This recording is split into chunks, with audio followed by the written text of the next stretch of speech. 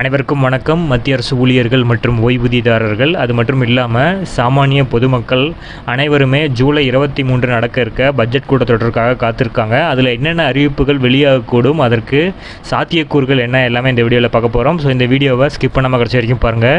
நம்ம சேனலில் சப்ஸ்கிரைப் பண்ணாதவங்க பண்ணி வச்சுங்க. நம்ம சேனலில் சென்ட்ரல் மற்றும் ஸ்டேட் கவர்மெண்ட் சம்மந்தமான ஆல் அப்டேட்ஸ் போட்டுருவோம்.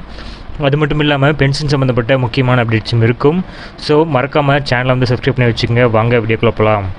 ஃபர்ஸ்ட் ஆஃப் ஆல் பார்த்தீங்கன்னா வரி செலுத்துவோருக்கான ஒரு முக்கிய அறிவிப்பாக வந்து இருக்கும் அப்படின்னு சொல்லியிருக்காங்க. ஸோ புதிய வரி விதிப்பு முறையின் கீழ் நிலையான விலக்கு வரம்பை 50,000 ரூபாயிலிருந்து 75,000 அல்லது 1,00,000 ரூபாயாக அதிகரிக்கக்கூடும் என எதிர்பார்க்கப்படுகிறது. இரண்டாவதாக, விவசாயத்துறையில் அரசு அதிக முக்கியத்துவம் அளிக்கும் என்று கூறப்படுகிறது. PM கிசான் திட்டத்தின் மூலம் விவசாயிகளுக்கு அளிக்கப்படும் தவணை ஆண்டுக்கு 6,000 ரூபாயிலிருந்து 12,000 ரூபாயாக உயர்த்தப்படும் என வட்டாரங்கள் வந்து தெரிவிக்கிறாங்க. கடந்த சில மாதங்களில் ரயில் விபத்துகளோட எண்ணிக்கை அதிகமாக இருக்கக்கூடிய நிலையில் ரயில்வே துறையின் பாதுகாப்புகளை நிதி ஒதுக்கீடு அதிகரிக்கப்படும் எனவும் கூறப்படுகிறது. அடுத்ததாக வந்து பார்த்தோம்னா, ஆயுஷ்மான் பாரத் போன்ற சுகாதார காப்பீடு திட்டத்தில் கவரேஜ் அளவையும் நிதி பாதுகாப்பையும் அரசு வந்து அதிகரிக்கும் என எதிர்பார்க்கப்படுகிறது. சுமார் 6 கோடி மக்களுக்கு பெரிதும் உதவியாக இருக்கும் அடல் பென்ஷன் திட்டத்தில் மிகப்பெரிய மாற்றம் எதிர்பார்க்கப்படுகிறது. இந்த திட்டத்தில் பயனாளிகளின் பங்களிப்புக்கு ஏற்ப இவர்களுக்கு ஓய்வூதியம் 1000 முதல் 5,000 ரூபாய் வழங்கப்படுகிறது. நிதியமைச்சர் இதற்கான அதிகபட்ச வரம்பினை 5,000 ரூபாயிலிருந்து 10,000 ரூபாயாக உயர்த்தப்படக்கூடும் என எதிர்பார்க்கப்படுகிறது. அடுத்ததாக, மத்திய அரசு ஊழியர்களுக்கான கோரிக்கைகள் ஏற்கனவே அரசிடம் சமர்ப்பிக்கப்பட்டுள்ளனர்.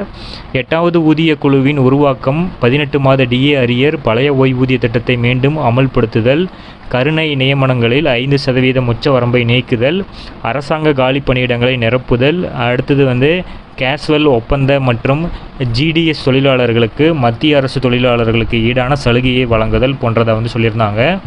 அடுத்தது, வீட்டு கடனுக்காக வரி விலக்கு வரம்பை 2 லட்சத்திலிருந்து 5 லட்சம் ரூபாயாக உயர்த்தி அதற்கான கோரிக்கையும் வந்து வெளியே வந்து வச்சுருக்காங்க. ஸோ மலிவு விலை வீட்டு வசதி திட்டங்களையும் அரசாங்கம் அறிமுகம் செய்யப்படக்கூடும் என வட்டாரங்கள் வந்து தெரிவிக்கப்பட்டிருக்கு. ஸோ தேசிய ஓய்வூதிய அமைப்பான NPSன் கீழ் பழைய ஓய்வூதிய திட்டத்திற்கு நிகராக நன்மைகளை அதிகரிக்க அரசாங்கம் இதில் மாற்றங்களை செய்யக்கூடும். இதில் முதன்மையாக பணி ஓய்விற்கு பிறகு கடைசியாக பிறக்கப்பட்ட ஊதியத்தில் 50% உத்தரவாத ஓய்வூதியத்திற்கு அறிவிப்பை அரசாங்கம் இந்த பட்ஜெட்டில் வெளியிடலாம் என எதிர்பார்க்கப்படுகிறது. கடைசியாக, பணியாளர் வருங்கால வைப்பு நிதி அமைப்பின் கீழ் வரும் பணியாளர் ஓய்வூதிய திட்டத்தின் அதிகபட்ச ஊதிய வரம்பினை 15,000 ரூபாயிலிருந்து 21,000 ரூபாய் அல்லது 25,000 ரூபாயாக அதிகரிக்கலாம் என்றும் கூறப்படுகிறது. ஸோ இதில் என்னென்ன அறிவிப்புகள் வந்து ஜூலை 23ஆம் தேதி வரும் அப்படிங்கிறத வந்து நம்ம சேனலில் உடனடியாக வந்து அப்டேட் பண்ணுவோம். ஸோ மறக்காமல் நம்ம சேனலை வந்து சப்ஸ்கிரைப் பண்ணி பக்கத்தில் இருக்கிற பெல் ஐக்கானையும் ப்ரெஸ் பண்ணி வச்சுக்கோங்க. அப்போ தான் உடனடியாக உங்களுக்கு அந்த நோட்டிஃபிகேஷன் வந்து சேரும்.